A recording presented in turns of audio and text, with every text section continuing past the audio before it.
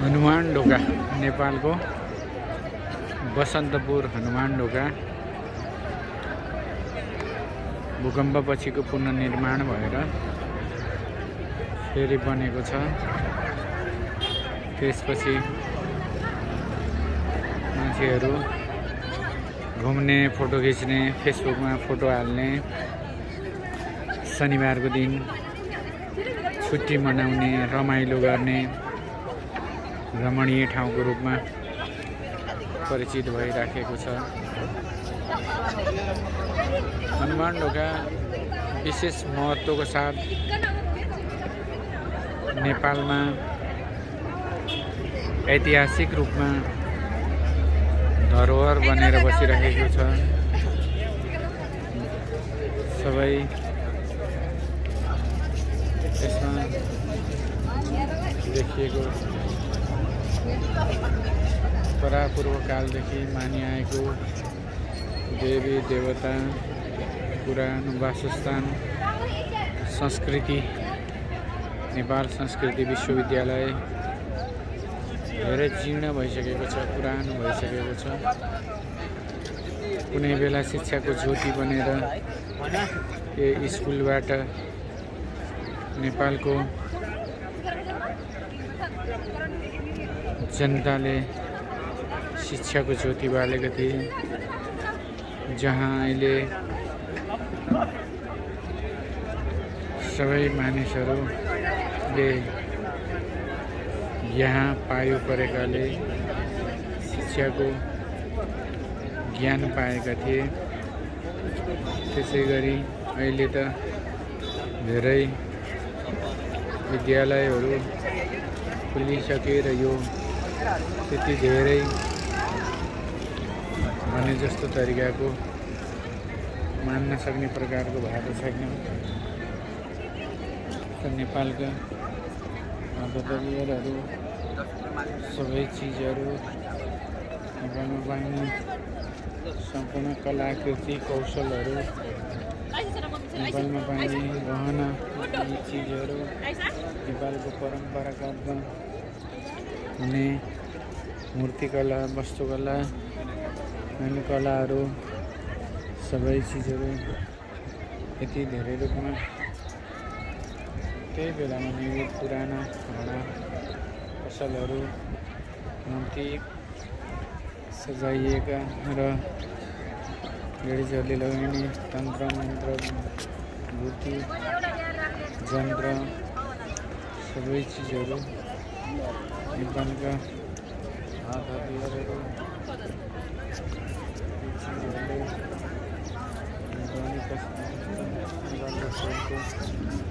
Boxer पनि नेपालबाट ल्याइने बाक्सर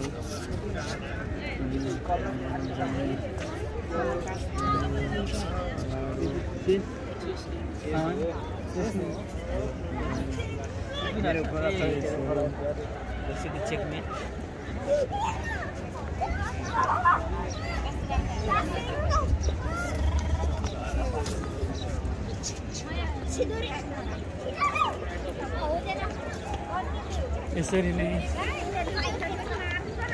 विकास भइरहेको छ। त्यसरी नै सबै चिज गरिरहेको छ। सम्पूर्ण रमणीय ठाउँको रूपमा चिनिएको छ बसन्तपुर। काठमाडौँको सुन्दर मोटोमा रहेको यो बसन्तपुरको आफ्नो विशेषता, आफ्नो धरोहर बोकेर यसरी नै गरिरहेको छ। यही नै छ नेपालको विशेषता। यही विशेषताको आधारमा रहेर नेपालीहरू आफ्नो शान, आफ्नो मान, आफ्नो गौरव यहीँ रहिरहेका छन्।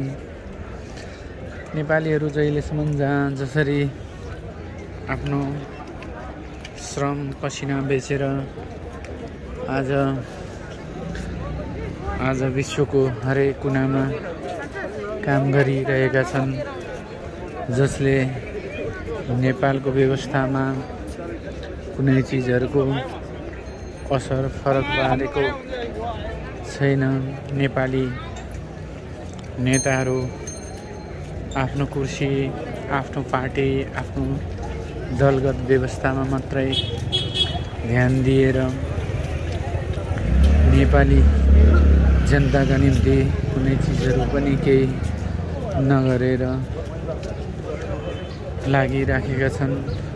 तर नेपाल आफैमा यति धेरै धनी छ कि, यति धेरै समृद्ध छ कि, यति धेरै शान्ति छ कि, यति धेरै रमाइलो छ कि यसको व्याख्या गरी साध्य छैन। आफ्नो एउटा आफ्नै कला कौशल, आफ्नै सांस्कृतिक धरोहर बोकेको, आफ्नै विरासत बोकेको नेपालले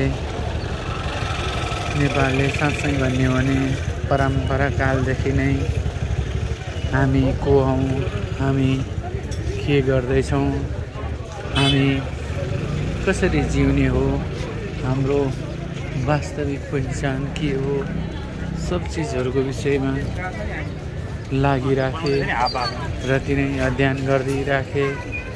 त्यही परम्परागत शैलीमा जिउने आधारले गर्दाखेरि उनीहरूको जीवनशैली साह्रै सहज भयो।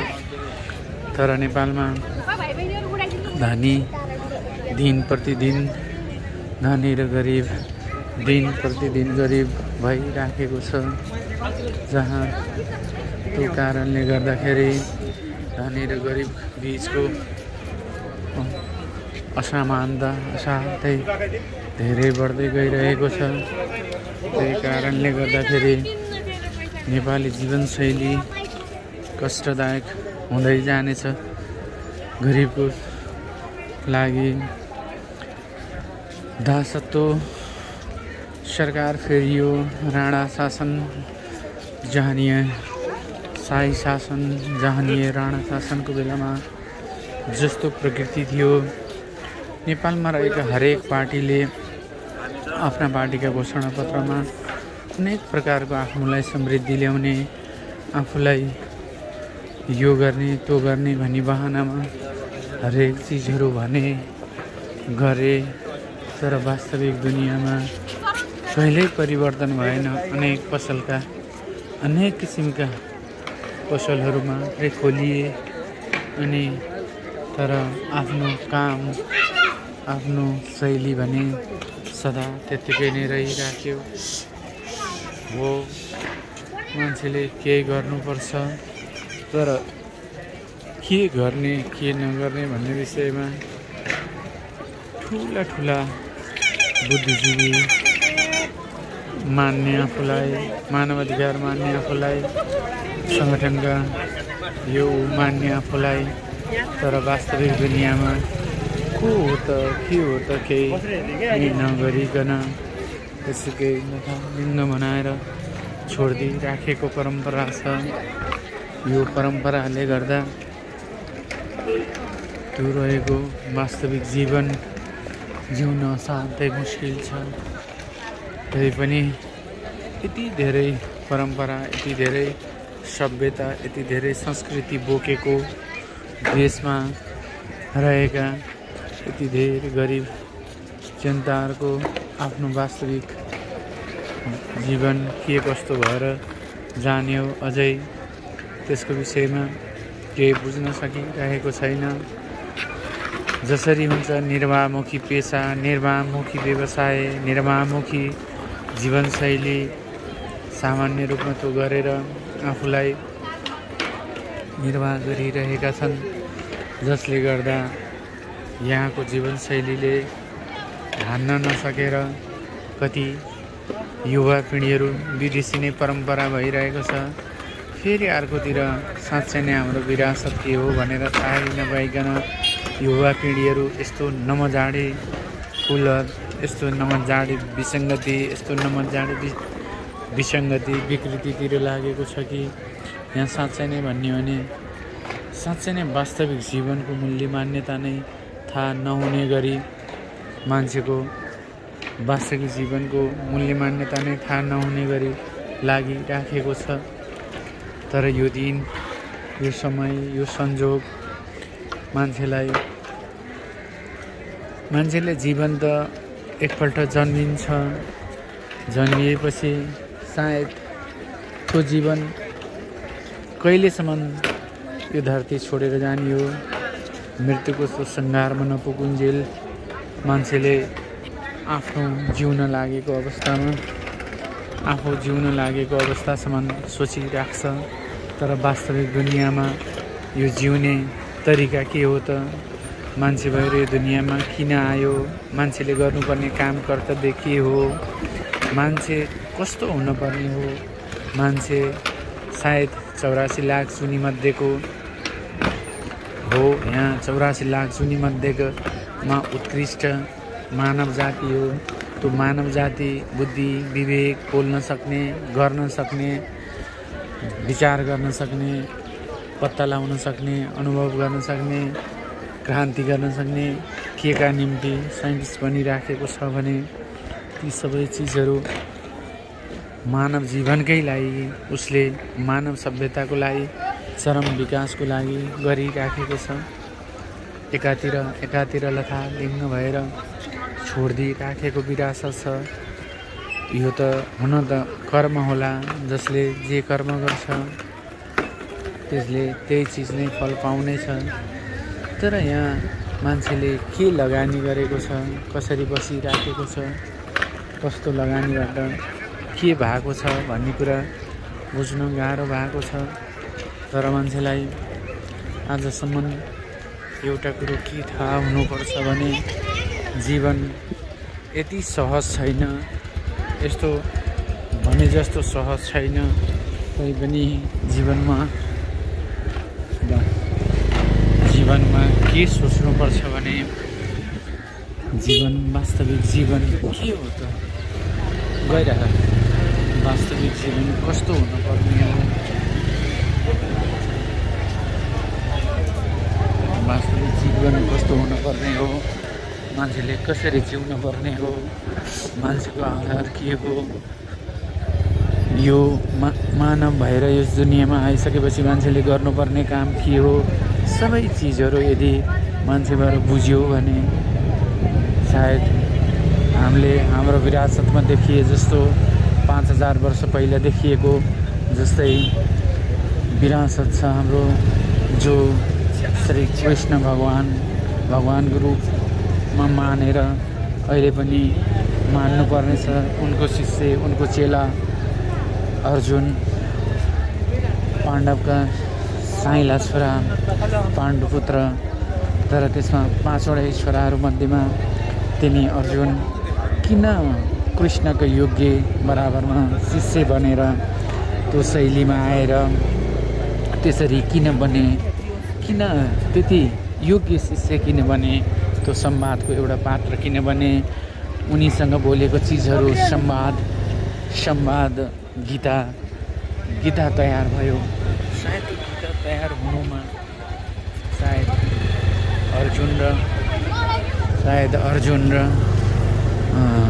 अर्जुन र कृष्ण बीचको संवाद आज गीतालाई विशेष मान्नुपर्ने किन त्यस्तो भयो त भन्दाखेरि सामान्य रूपमा सोच्नुहुने छैन, सामान्य रूपमा सोच्नुहुने कुनै चिजहरू छैन। किन भन्यो भने त्यो असाध्यै योग्य, असाध्यै वरिष्ठ रूपमा रहेको, असाध्यै संसारभरि प्रसिद्ध भएको त्यो भागवत, त्यो साँच्चै नै गीता यति उत्कृष्ट पुस्तक बन्यो कि त्यसको कुनै व्याख्या छैन। जो गीतामा लेखिएका 5000 वर्ष पहिला त्रेता युगमा घटेका घटनाहरू आज पनि यति अर्थपूर्ण छन्, यति मन छुने छन्, यति घटनायुक्त छन्। किनभने त्यसको आफ्नै भिन्दै विशेषता छ, किनभने त्यो मान्छेले गीतालाई नर्मल्ली रूपमा गीता भनेर मान्छेले जसरी मानेको छ, त्यो गीताको साँच्चै नै कुरा के छ त? गीता के हो त? गीता साँच्चै नै गीता के हो त? गीता पक्कै केही हो भने गीता भित्रका पात्रहरू को हुन्, के हुन्, किन तिनीहरूले गरे, आफ्नो वास्तविक स्वार्थको निम्ति मात्रै हुन्थ्यो भने सायद गीताको त्यो अर्थ राख्दैनथ्यो होला। त्यो जीवन जगतलाई सहज बनाउनको निम्ति, त्यो जीवन जगतलाई राम्रो बन्नको निम्ति, त्यो जीवन जगतलाई राम्रो बनाउनको निम्ति